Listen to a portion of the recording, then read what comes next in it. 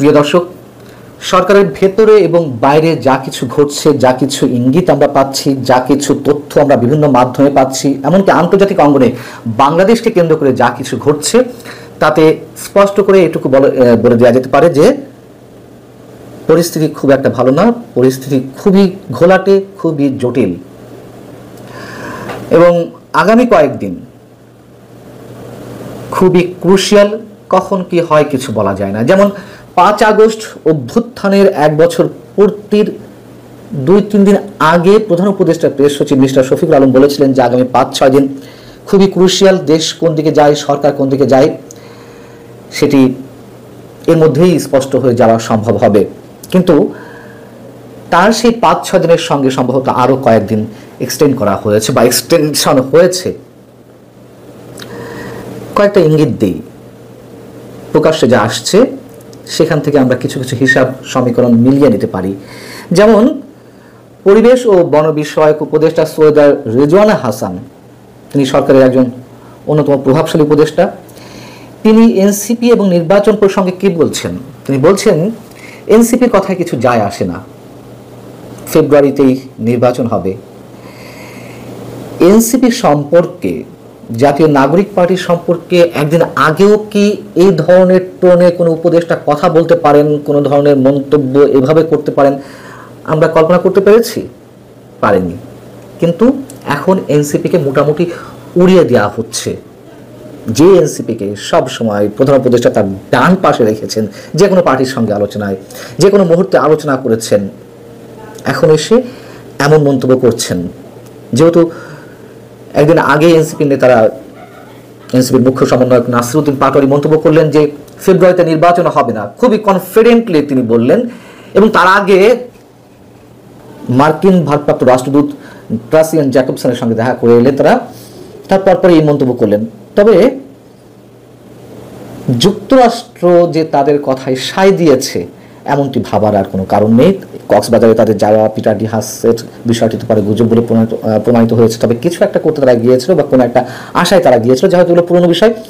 শোনা যাচ্ছে, যেটুকু জানতে পারছি নানান মাধ্যমে, যে যুক্তরাষ্ট্র নাকি ডক্টর মোহাম্মদ ইউনূসের মাথার উপর থেকে তার আশীর্বাদের হাত সরিয়ে নিয়েছে।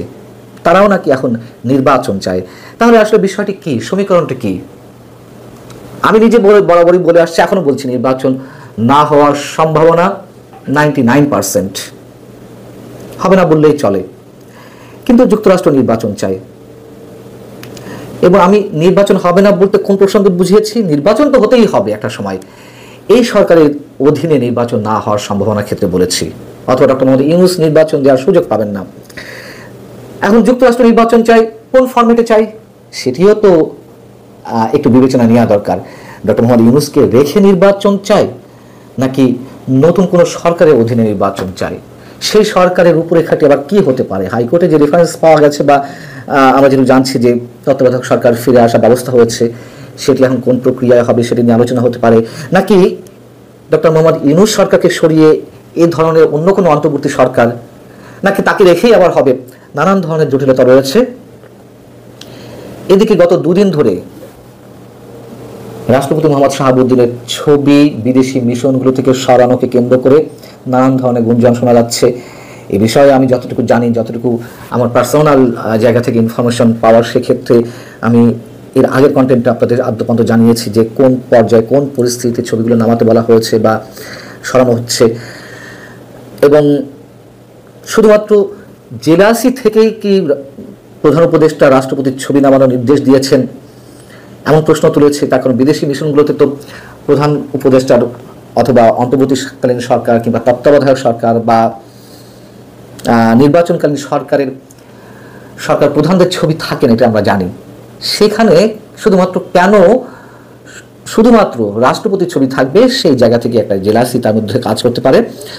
তারপরেও প্রশ্ন যে কোনো ধরনের প্রজ্ঞাপন ছাড়াই এই ধরনের মৌখিক নির্দেশনার মাধ্যমে রাষ্ট্রপতির ছবি সরানো সম্ভব হতে পারে কিনা, সেই প্রশ্নও আসছে।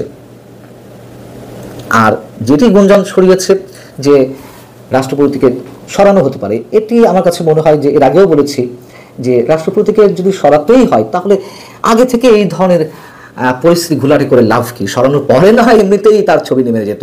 যাই হোক, বিষয় হচ্ছে কি যে এই সরকারের আসলে কোনো কাজ নেই, নাই কাজ তো খই ভাজ, একটা কথা আছে না, সেই ধরনের। সারা দেশের বিভিন্ন বিশ্ববিদ্যালয়ের হলের নাম থেকে শুরু করে বিভিন্ন স্থাপনার নাম তারা চেঞ্জ করলো, এই সরকার চেঞ্জ করলো। শহীদ বুদ্ধিজীবী থেকে শুরু করে বিজ্ঞানী, কবি, সাহিত্যিক এবং মুক্তিযুদ্ধে যাদের অবদান রয়েছে সেই সব নাম ধুয়ে মুছে একেবারে শেষ করে ফেলা হলো। বিশেষ করে মুক্তিযুদ্ধে যাদের অবদান রয়েছে এবং যারা হিন্দু ধর্মের ব্যক্তি, কোনো দরকার ছিল না তো এগুলো করার। মুক্তিযুদ্ধের বা মুক্তিযোদ্ধার সংজ্ঞা নির্ধারণ করা, এই কাজগুলো তারা করেছে অহেতুক, যার কোনো দরকার নেই একটা অন্তর্বর্তী সরকারের জন্য। সেই কাজগুলো তো তারা হাত দিয়েছে যা নির্বাচিত সরকারও করে না। এবং সৈয়দা রিজওয়ানা হাসান তিনি রবিবার আরও যে প্রসঙ্গে কথা বলেছেন সাংবাদিকদের সামনে, সেটি হচ্ছে আগামী জানুয়ারি থেকে চীনের সঙ্গে তিস্তা মহাপ্রকল্পের কাজ শুরু হচ্ছে, এমনটা ঘোষণা তিনি দিয়েছেন। এবং 10 বছরের জন্য প্রকল্প নেওয়া হবে। নদী ভাঙন, বন্যা নিয়ন্ত্রণ এবং শুষ্ক মৌসুমে পানি ধরে রাখাই প্রকল্পের বড় লক্ষ্য। এবং এই যে তিস্তা বহুমুখী প্রকল্প, এটি অবশ্যই আমাদের প্রয়োজন, অবশ্যই প্রয়োজন। কিন্তু আমরা তো আন্তর্জাতিক ষড়যন্ত্রের মধ্যে পড়ে গেছি, দুই পক্ষের টানাটানির মধ্যে। একদিকে চীন খুব আগ্রহ দেখাচ্ছে, তারা এই প্রকল্পে অর্থায়ন করতে চায়, কিন্তু এটাও তো সত্য কথা যে অর্থায়নের মাধ্যমে এই প্রকল্পে চীনের স্বার্থ রয়েছে। ভারতের চিকেন নেকের কাছে যেই প্রকল্প গড়ে তোলা হবে সেখানে থেকে তাদের কারিগরি টিমের মধ্যে এমন অনেকে আসবেন ওপারের বিষয়গুলো নজরদারি করার জন্য, ভারতের বিষয়গুলো, বিশেষ করে ভারতের 7 সিস্টার্সের উপরে নজরদারি করার জন্য।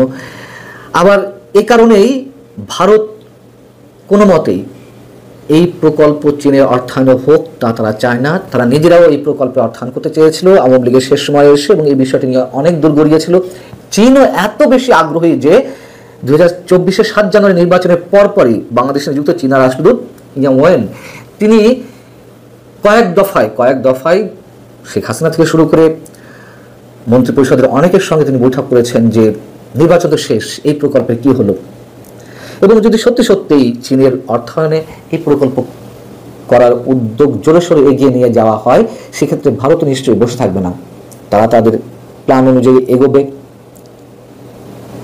অতএব সামান্য কয়েকটি বিষয় আপনাদের সামনে উল্লেখ করলাম, এর বাইরে আরও অনেক কিছু রয়েছে যেগুলো বলার সময় আসেনি।